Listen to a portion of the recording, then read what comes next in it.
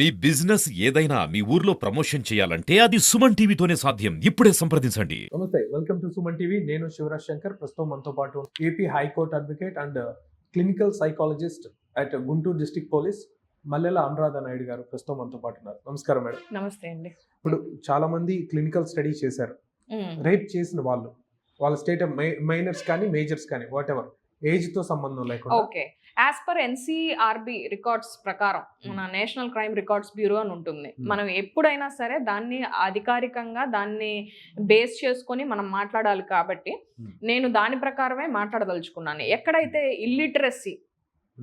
Illiteracy also a factor. Social ఏదైతే వీడు ఆబ్లిగేటెడ్గా feel అయ్యాడో అవి కూడా ఒక ఫ్యాక్టర్స్. వీడిని అంటే ఇప్పుడు సపోజ్ స్కూల్ దగ్గర నుంచే స్టార్ట్, వీడితో లింగ వివక్షత కావచ్చు, లేకపోతే మత వివక్షత కావచ్చు, కుల వివక్షతలు కూడా కావచ్చు. వీటిల్లో కూడా వాడు మైండ్లో పెట్టేసుకుంటూ ఉంటాడు. కొంచెం ఎదుగుతాడు, కాలేజ్ లెవెల్కి వెళ్తాడు. అక్కడ కొంతమంది ఇప్పుడు పూర్ ఆర్ రిచ్ అనే మెంటాలిటీస్తో కొంతమంది కనపడచ్చు, లేకపోతే కుల వివక్షతలే కనపడచ్చు. ఇవన్నీ చూస్తూ ఉంటాడు, లైఫ్లో దెబ్బతింటూ ఉంటాడు కొన్ని చోట్ల. ఇలాగే అంటే నథింగ్ బట్ ఒక సోషల్ ఏదైతే వీడికి ఇంటరాక్షన్ పీపుల్తో ఎలా అయితే ఉందో వాళ్ళ వల్ల కూడా వీడికి కొన్ని దెబ్బలు తగిలాయి. అంటే మన బిహేవియర్ కూడా కొంత ఉంది యాజ్ వెల్. ఇవే కాకుండా ఇప్పుడు ఒక సొసైటల్ లైఫ్లోకి వచ్చేస్తాడు, నార్మల్ ఎన్విరాన్మెంట్లోకి వచ్చేస్తాడు. ఆ ఎన్విరాన్మెంట్లో కూడా ఏమేమి జరుగుతున్నాయి వీడికి అనే ఒక కాన్సెప్ట్, అంటే వాడి పర్సెప్షన్ నుంచి ఆలోచించగలిగితే వాడికి జరిగినవన్నీ వాడు ఒక మేజర్గా తీసుకుంటాడు. ఆల్రెడీ ఇప్పుడు మనం ఒక స్వీడిష్ రిపోర్ట్ ఒకటి చెప్తుందండి, నథింగ్ బట్ హెల్త్ ఈ ఆస్పెక్ట్ మీద, మెంటల్ హెల్త్ ఆస్పెక్ట్ మీద. Mental health assessment of a rapist అనేది స్వీడన్లో ఒక రిపోర్ట్ అనేది తీసుకోవడం జరిగింది.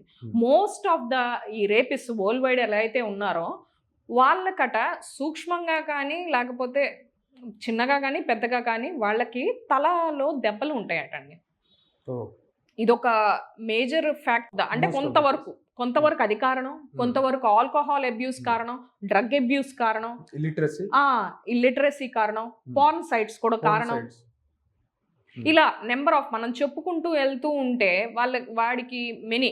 ఇంకా సైకలాజికల్ డిసార్డర్, షిజోఫ్రెనియా ఎవరైతే కలిగి ఉన్నారో పర్టికులర్లీ వాళ్ళు, బైపోలార్ డిసార్డర్ కలిగి ఉన్న వాళ్ళు, లేకపోతే ఈ ఏదైతే ఈ పర్టికులర్ చిల్డ్రన్ని అబ్యూస్ చేస్తారు పర్టికులర్లీ, వాళ్ళు రియాక్ట్ కాలేరు కదా.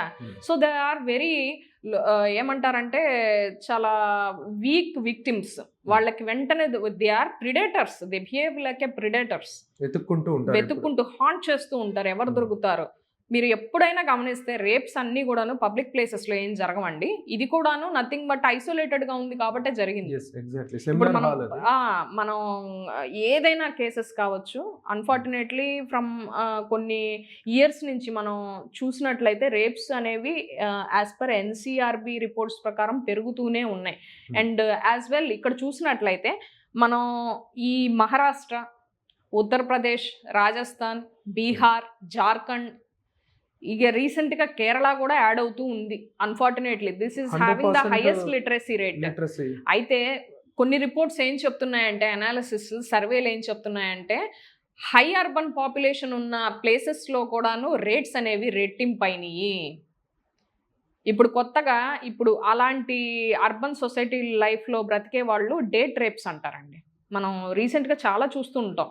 ఇప్పుడు ఏంటంటే ఆ డేట్ రేప్స్లో వీళ్ళకి మత్తు పానీయం ఇచ్చి వాళ్ళని లోపరుచుకొని వారిని అబ్యూస్ చేయటం, లేకపోతే రేప్ చేయటం, వాళ్ళని ఫిజికల్గా మొలెస్ట్ చేయటం అనేది జరుగుతుంది. మేడం, బేసిక్గా ఇప్పుడు రేపిస్టుల గురించి ఎక్కువ చూసాం. బట్ ఇప్పుడు దొరకని రేపిస్టులు చాలా మంది ఉన్నారు సొసైటీ. దొరకని రేపిస్టులు ఇన్ ద సెన్స్ ఏంటంటే they are always being haunted, predators లానే ఉంటారు. అవునండి. వాళ్ళకి సిచ్యువేషన్ దొరకనో, లేదంటే ఈ చట్టాల మీద అవేర్నెస్ లేకనో, ఎగ్జాక్ట్లీ బట్ ఉంటారు.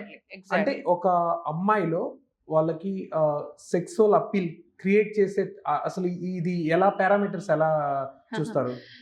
ఏమండి, ఇప్పుడు నెంబర్ ఆఫ్ మనం చాలా కొన్ని న్యూస్లో చూస్తూ ఉంటాం, అండ్ టీవీలో కూడా కొన్ని ప్రసారం అయ్యే ప్రోగ్రామ్స్లో కూడా చాలామంది కామన్గా అడిగిన ప్రశ్నలు ఏంటయ్యా అంటే ఇవి ఎలా ట్రిగర్ చేస్తున్నాయి అతన్ని, ఏవి ట్రిగర్ చేస్తున్నాయి, అసలు అతన్ని యాక్చువల్గా ట్రిగర్ చేసే ఏంటి అని చెప్పేసి. కొంతమంది ఏం చెప్పారంటే, కొంతమంది కొంచెం ఆర్థోడాక్స్ ఫ్యామిలీస్ నుంచి వచ్చిన కొంతమంది వాదులు ఏం చెప్తున్నారు అంటే, ఇప్పుడు ఆ అమ్మాయి చక్కగా డ్రెస్ చేసుకొని నిండుగా డ్రెస్ చేసుకుంటే ఆ అమ్మాయి మీద ఏం జరగదు కదా అనేది ఒక నోషన్. వాడికి అది నోషనే కాదు, అమ్మాయి అయితే చాలు. నేను ఎందుకు అడిగానంటే ఒక లేడీ ఫిగర్ అయినా అయితే చాలండి. నేను ఎందుకు అడిగాను క్వశ్చన్, ఒక సెక్స్ అపీల్ ఉంది కాబట్టి అటాక్ చేసాను కన్సిడర్ చేయడానికి లేదు. 4 months బేబీ నిన్న అంతే అండి, 4 months absolutely. And 75 years old women, అవునండి, చిన్న పిల్లలు కూడా. అవునండి, దట్స్ ట్రూ. అక్కడేం సెక్స్ అపీల్ ఉంటుందండి? So there is no such obligation that he has. అంటే అలాంటి ఏం పెట్టుకోడు అతన్ని, కళ్ళల్లో ఆ ఫిల్టర్స్ ఏమి ఉండవు. ఒకటే లేడీ, ఆవిడ లేడీ ఫిగర్, సెక్సువల్ ఆబ్జెక్ట్, ఒక సెక్షువల్ ఆబ్జెక్ట్ గానే తీసుకుంటాడు. ఒక వీక్ పర్సనాలిటీ, ఏమీ చేయలేదు, ఏమీ అరవలేదు, ఏమీ అంతగా రియాక్ట్ అవ్వలేదు, కాబట్టి ఇలాంటివన్నీ జరుగుతూ ఉన్నాయి.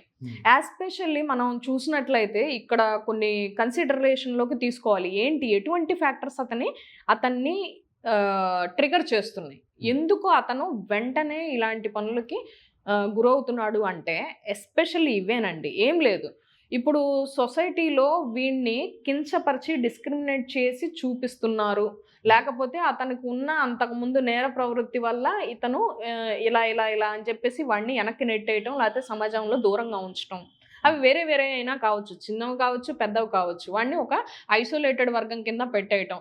ఇంకొంత అన్టచబిలిటీ కొన్ని కేసెస్లో చాలా చూస్తూ ఉంటాం.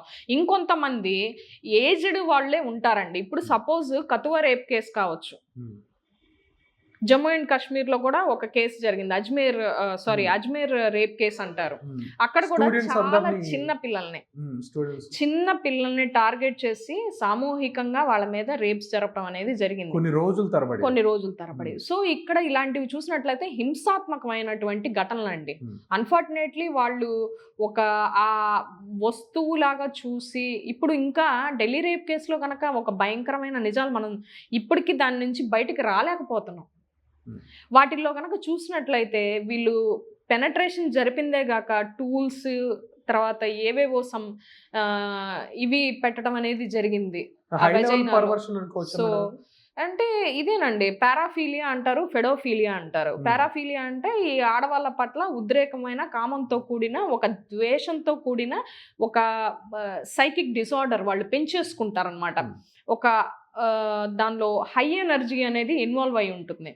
మనం వాడిని ఈవెన్ అక్కడికక్కడ వాడిని స్పాట్ చేసినా కూడా వాళ్ళని సపరేట్ కూడా చేయలేని స్థితిలో ఉంటారు వాళ్ళు. ఒకలాంటి ఏమంటారంటే ఒక ట్రామాలో ఉంటారు.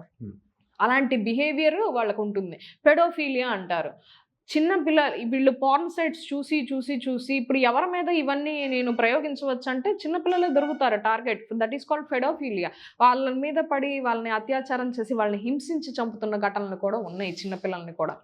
ఇంకా పచ్చిగా చెప్పుకోవాలంటే ఎక్కడాను ఆడవారికి సేఫ్టీ లేదు, సేఫ్టీ ఈజ్ నాట్ దేర్. ఇప్పుడు మనం కొన్ని సర్వేస్ చెప్తున్నాయి, అంటే పాశ్చాత్య సర్వేలే అనుకోవచ్చు, కానీ India is in the worst state. ఎందుకు వర్స్ట్ స్టేట్లో ఉంది? అంతెందుకండి, ఎవరో ఫారినర్స్ కొంతమంది విజిటర్స్గా వచ్చారు, వాళ్ళ మీద కూడా అత్యాచారాలు జరుపుతున్నారు. అంటే ఎక్కడ సేఫ్టీ ఉంది? విజిటర్స్ కూడా సేఫ్టీ లేదు. ఇంకా మంచి విషయం ఏంటంటే ఆమె ఇండియాని తిడుతుంటే చాలా మంది సోషల్ మీడియాలో అలా తిట్టొద్దని చెప్పేసి ఆమె పెట్టింది. నిజంగా గ్రేట్ పర్సన్. అవును. See, the people are like that. The people are making such ఏమంటారంటే that image, that bad image. They are creating it just because of these acts. ఇలాంటి క్రూరమైన ఇవి చేస్తున్నారు వాళ్ళు.